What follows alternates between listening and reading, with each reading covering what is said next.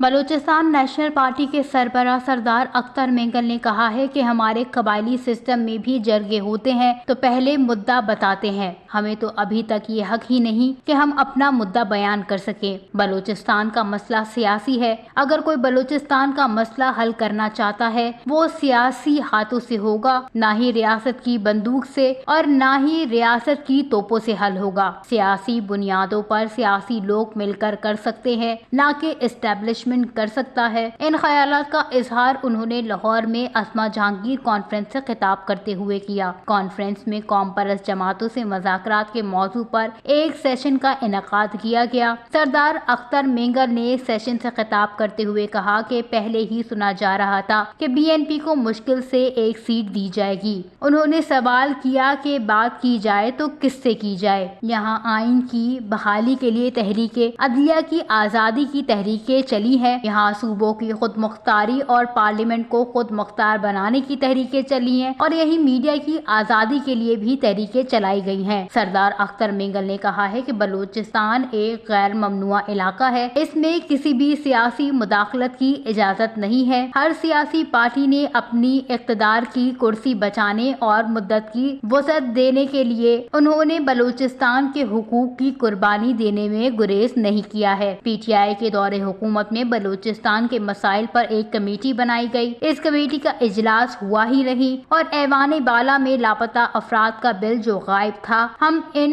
اقوت خانوں سے نکال کر لائے اور پی ڈی ایم حکومت کو تھما دیا۔ اس میں ایسی ترمیم لگائی گئی تھی۔ بلوچستان کے ساتھ اسی طرح ظلم و زیادتی ہوتی آئی ہے اور ہوتی رہیں گی۔ وش نیوز لاہور۔